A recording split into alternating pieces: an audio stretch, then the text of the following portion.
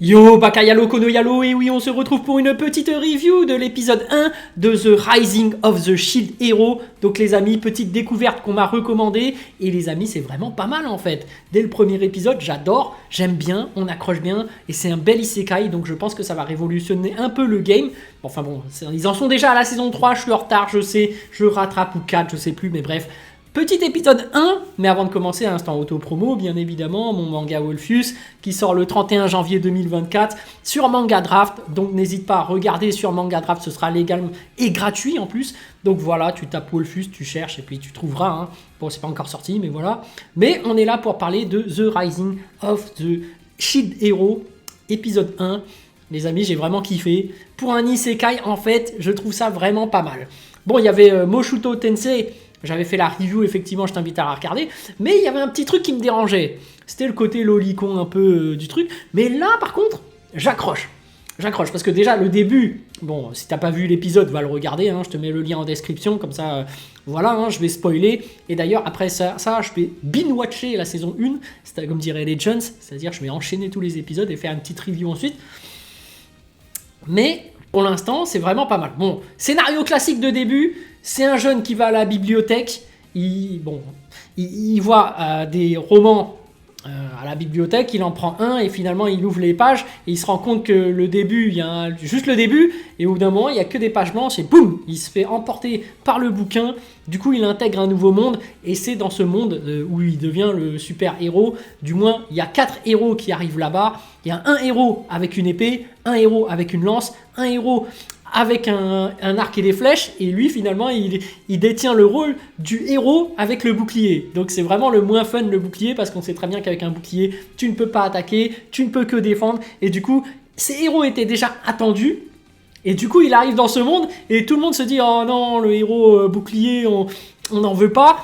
Donc vraiment très intéressant, surtout que le personnage de base c'est un otaku, c'est quelqu'un comme nous qui regarde des mangas, voilà.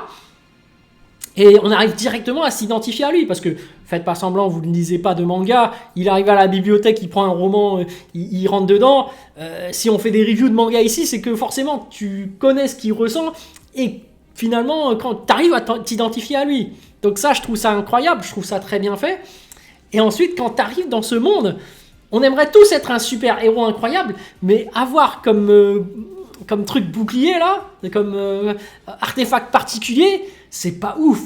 Mais d'un autre côté, un bouclier, tu penses quand même à Captain America. Tu te dis, ça peut quand même le faire. Tu peux bloquer tous les trucs et surtout, si tu as des compétences en combat et où au bout d'un moment tu peux lancer ton bouclier sur les autres, ça peut le faire, tu vois.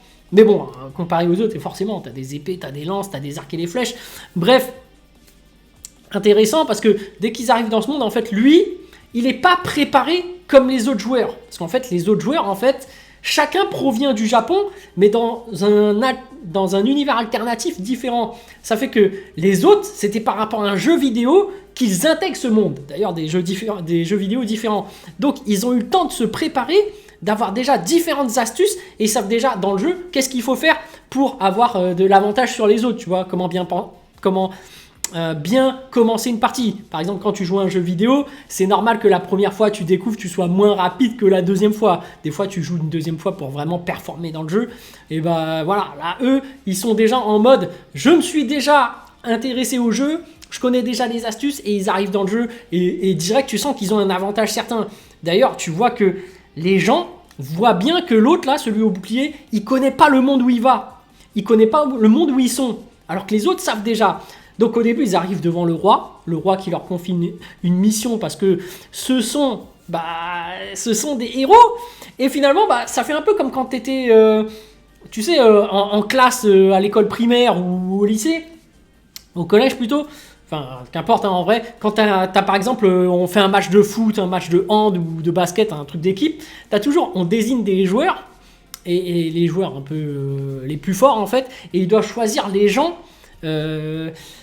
qui doivent venir dans leur équipe.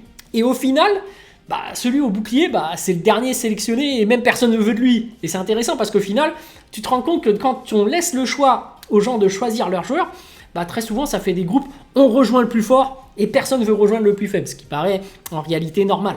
Et finalement, le héros au bouclier, bah, il y a carrément personne. Et c'est à ce moment-là qu'il y a une meuf qui était dans l'équipe de celui à la lance qui commence à se décider, et elle se dit, bon, moi je vais le rejoindre. Et là, tout de suite, j'ai senti le piège. Je sais pas, moi, quand j'ai vu l'épisode, je fais, ah, elle, ça va pas le faire. Elle, j'ai une théorie sur elle, hein, parce que là, j'en suis qu'au premier épisode, j'ai pas vu les scans, j'ai rien vu d'autre. Tu sens que c'est vraiment une connasse, voilà. Elle va essayer de le piéger, d'ailleurs, c'est ce qu'elle fait, hein. D'ailleurs, quand ils sont en train de dîner ensemble, parce que finalement, l'autre est obligé, enfin, voilà, vous formez une équipe, c'est la moindre des choses de lui payer à manger. Et quand ils arrivent lors du grand repas, bah elle essaye de le faire boire. Bah, tiens, bois, je trinque et tout. Et l'autre, c'est un otaku des fois. Au tout début, tu dis non, je vais pas boire. Voilà, j'aime pas l'alcool. C'est normal. Donc je me suis dit, ah, il va esquiver le piège. Ça tombe bien. Et finalement, bah, il va se faire piéger quand même. Parce que la nuit, quand il va dormir, bah finalement, il va se faire cambrioler. Il va se faire voler tous ses objets. Et en plus, il va se faire accuser d'avoir profité de la femme alors qu'elle a même pas dormi dans la même chambre, tu vois. Donc voilà, déjà, écoute, restaurant végétarien, tout ça, c'est parti. Il y a des traîtrises.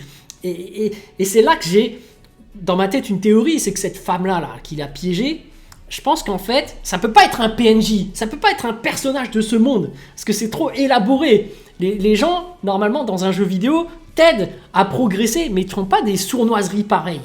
Et je pense que elle, cette fille-là, en fait, c'était une ancienne joueuse, je pense, genre l'ancienne héroïne du bouclier, mais qui se serait fait péter son bouclier, qui aurait échoué dans sa quête, et du coup, elle est enfermée dans le jeu. Et du coup, comme elle est enfermée dans le jeu, peut-être qu'elle cherche à foutre la merde dans les autres groupes pour peut-être réintégrer le groupe ou prendre un objet, ou tu vois, pour devenir héroïne ensuite. Bref, théorie, hein, évidemment, j'ai pas vu la suite, je raconte peut-être de la merde. Mais bon, il n'empêche que finalement, le héros se fait attraper. Voilà, c'est très compliqué pour lui d'évoluer. D'ailleurs, on le voit s'entraîner un moment avec son bouclier, mais il est obligé de frapper avec ses mains, mais il frappe pas très fort. Donc, malheureusement, dans le jeu, c'est bien fait parce qu'à un moment donné, il va acheter des armes. Il peut pas utiliser d'autres armes. Il est obligé d'utiliser son bouclier. Donc, je me dis, ouais, c'est tendu quand même. Tu vois ? Et finalement, à la fin, il va dans un truc bien tordu. Mais d'ailleurs, quand il se fait accuser par le roi, j'en reviens, il n'y a aucune preuve en fait. Tout de suite, les autres, ils croient. Et à la limite, le héros qui semble être avec la lance, je me dis c'est normal, c'est un peu lui qui a tout manigancé. Et encore, je pense qu'il s'est fait manipuler par la meuf. Mais les deux autres héros, je me dis mais pourquoi vous réagissez pas ? Pourquoi vous dites pas mais non, mais c'est pas une preuve tangible, tu vois ? Mais bon, après, bon, c'est vrai que quand t'as tout le monde qui est contre toi, c'est très compliqué de te retourner face aux autres. Surtout si t'es un des mecs qui n'est pas parmi les gens accusés, tu vas pas prendre le risque de protéger celui qui est accusé parce que sinon tu risques de faire partie des accusés. Tu vois ce que je veux dire ? Tout le monde sait ça, tu vois, dès que tu vois quelqu'un qui se fait agresser dans le métro, voilà, hein, si tu vas, il y a un risque que tu te fasses agresser aussi. Et tu vois que la position de force, elle est du côté des agresseurs, puisque généralement, ils s'en prennent à 4 ou 5 contre le mec. Sauf si t'es un mec assez balèze comme ça, tu dis, bon, allez, arrêtez là. Mais, d'un autre côté, si tu interviens et qu'il y a du monde en plus autour, il y a une possibilité que tu influences les autres à rejoindre ton camp. C'est pour ça que je me dis, si les deux autres héros auraient réagi, en plus ils ont ce statut de héros, je pense qu'il y aurait eu une rébellion totale, tu vois. Quoique bon, en face, t'as le roi quand même. Donc bon, c'est assez compliqué, mais je pense que s'il y a au moins 3 héros qui sont du même côté, tout le monde va fermer leur gueule, puisqu'ils s'attendent à ce que les héros protègent de la vague des monstres qui vont arriver. Donc voilà, bon après coalition, mais peut-être qu'ils ont été pris au dépourvu aussi. Tu sais, quand tu te rends compte que quelqu'un se fait agresser, qui agresse machin, tu ne le connais pas, donc tu ne vas pas forcément le défendre. Mais d'un autre côté, comme je le disais, il n'y a vraiment aucune preuve. Hein. Ils sortent une vieille robe arrachée comme ça, ah, regardez, la robe, ah non, c'est pas la mienne. Alors que l'autre, le héros, il se défend tant bien que mal, celui au bouclier. Il lui dit, non, je connais pas, tu sens qu'il joue pas son jeu d'acteur, il est sincère. Donc tu peux te poser la question et dire mais arrêtez là, c'est même pas une preuve, tu vois, en tant qu'autre héros à côté. Mais bon, peut-être que c'est tous des ordures, hein. Peut-être que comme ils connaissent déjà le jeu, ils sont tous de mèche. Voilà, hein. Moi j'en sais rien pour la suite, mais voilà, moi je me dis, au bout d'un moment, il y a quand même une injustice très flagrante, hein, très flagrante. Bon bref, en tout cas à la fin de l'épisode, d'ailleurs cet épisode qui durait 50 minutes je crois, qui était plus long qu'un animé normal, je trouve ça intéressant. À la fin, il se retrouve dans des bails chelous. Il y a un vieux mec bizarre, mode cirque, qui essaie de lui vendre des esclaves. Ça peut être intéressant, hein. Peut-être que c'est par rapport aux esclaves qu'il pourra monter de niveau parce qu'il a besoin de quelque chose pour frapper plus fort. Du moins, il ne connaît pas encore la technique du lancer de bouclier. Est-ce qu'il ne peut pas monter en compétence d'un point de vue arts martiaux? Parce que voilà, Captain America, certes, son bouclier n'est pas puissant, mais au bout d'un moment, le mec est intelligent et en plus, il sait se taper. Donc, à un moment donné, avec l'expérience, tu tapes de mieux en mieux, tu mets des coups de poing, tu mets des coups de coude et tu balances ton bouclier, tu mets des coups de bouclier.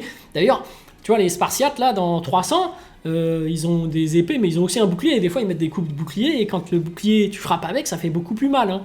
Donc, ça reste quand même une arme. Mais bon, là, j'ai l'impression que ça s'oriente, puisqu'ils vont voir des esclaves dans un mode de Pokémon. Hein. Peut-être qu'ils vont recruter des monstres, voilà. Donc, lui va agir avec des Pokémon, et les autres vont utiliser leurs armes. Pourquoi pas? Et oui, après, peut-être l'autre théorie possible, c'est qu'ils utilisent la magie. Parce que forcément, t'es dans un monde où ça se voit qu'ils peuvent utiliser de la magie. C'est avec des elfes, des machins. Je pense que peut-être il va s'orienter vers des sorts. Il pourra lancer des boules de feu ou des trucs comme ça. En tout cas, c'est vrai, il lui faut quelque chose pour attaquer. Parce que le bouclier, quand même... bref. En vrai, un mec avec un bouclier, c'est super utile dans une bataille de guilde. Parce que toi-même, tu sais, en réalité, si tu mises sur que des gens qui attaquent, quand tu attaques contre un boss, c'est plus chaud. Il te faut un tanker, tu vois. Souvent, tu as des rôles dans les jeux comme ça. Tu as un mec qui tank, tu as un mec qui heal, tu as un mec qui attaque, tu as un fufu, donc un assassin, voilà. Normalement, tu es censé avoir plusieurs rôles dans un combat pour optimiser, pour être plus performant face à un boss. Donc en fait, celui avec le bouclier, en fait, moi je le trouve vraiment très efficace dans un travail de groupe, surtout que là ils ont l'équipe en fait. Un mec au contact avec l'épée pour taper, un mec avec le bouclier justement pour tanker, t'as même l'archer qui tire à distance. Voilà, tu pourrais faire une team en équipe. Donc en fait c'est ça le but.